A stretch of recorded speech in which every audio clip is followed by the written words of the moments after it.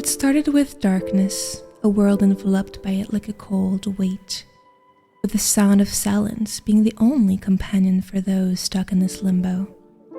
Or was it limbo? A brief thought passed through the mind of a girl who had been here for what felt like millennia. She had no name and no face, no concept of anything beyond her own mind. It was a strange existence, to feel like one was wading through black waters, to feel everything and nothing at once. Was this a life the girl had come to know up until now? She felt the first pang of emotion. Was this enough? Despite her questioning thoughts, or perhaps because of them, the waters began to move and flow, and slowly began to take her with them. Portals opened up in her dim world, small enough to see through like little windows in a house. She saw death and destruction in them, and it made her curious. The cries of the people made her wonder, why do they suffer? Who are these people? And yet, more little doors to the world opened up to her, more darkness that connected with her own growing burden of insecurity and uncertainty. The girl found suffering then in that shadowed world of hers, not just what she was seeing through the windows, but suffering in her own heart. The darkness continued to split and reveal these images to her, and slowly she began to realize what she was viewing. These were people, just like her, living their lives fully without knowing of anything beyond, without even the knowledge that she was watching. While some lived happy lives, others lived ones of evil. Worse yet, the happy ones had evil done unto them, and it made her cry out. She tried to reach out through the windows to touch the people, grasping for whatever she could to help them. Yet nothing came. There was only silence in response, and the deafening feeling of powerlessness. Night after night, she bore witness to these horrors and nightmares, and her tears fell into the watery darkness she floated through. She cried out, seeking comfort and reassurance. This can't be all there is to the world, is it? More windows opened around her in an overwhelming number, and though she did not notice, more were filled with light than before.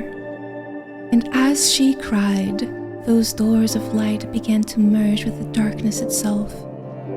Colors swirled in her once dark home.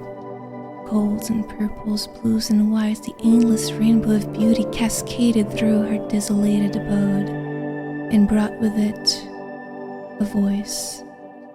A simple voice that sang of something more in the world.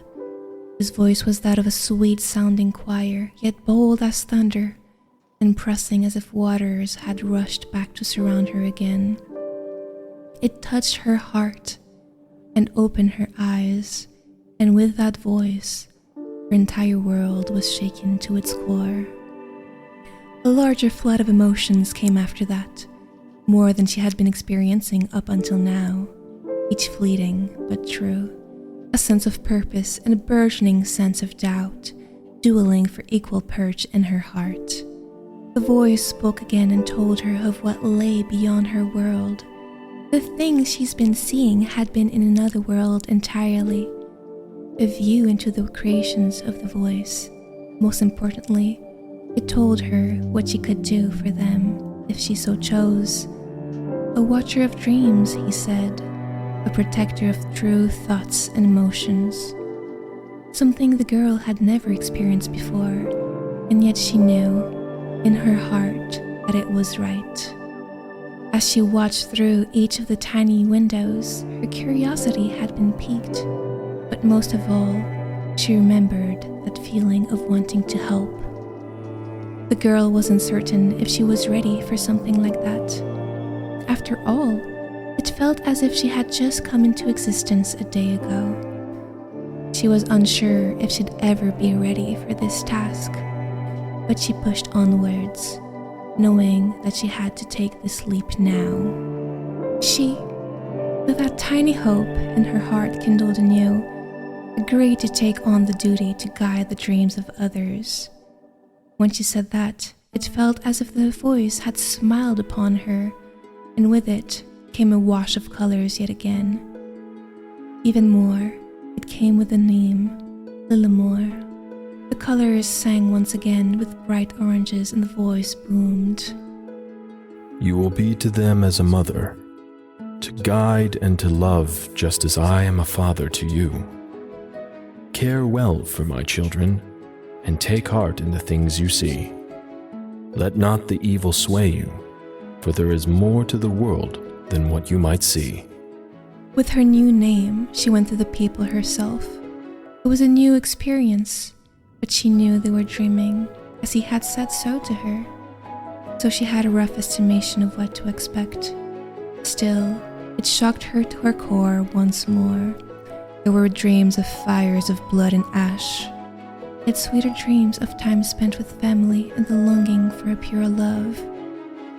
She returned to her dream-lit world and asked, "Why are they so different?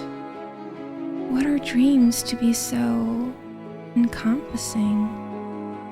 His voice answered, ringing like the sound of bells within her mind. There are some that lead pleasant lives, and others that lead themselves to ruin. Some that are fearful of the world, and some that know the truth.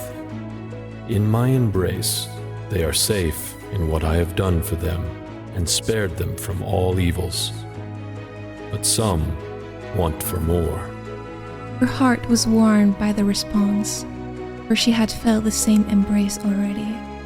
The confidence it instilled in her was immense, and she felt as if the work ahead of her would be easier. Though it had warmed her heart, it was still a puzzling answer for her, she who had never known anything else, yet one that she would have to grapple with the rest of her life.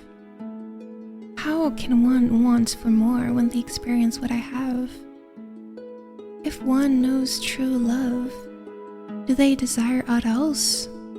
This, too, would be something she would carry with her for the next eternity. And though that seemed a burden, her heart was light. Her work continued day by day as Lillemor grew into her own power.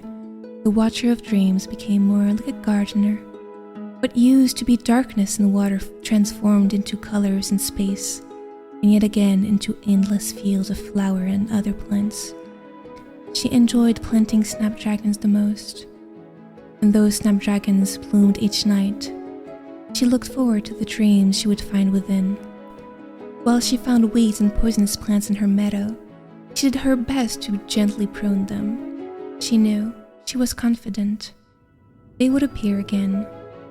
Still, when they did, she hoped it would be in the form of her snapdragons.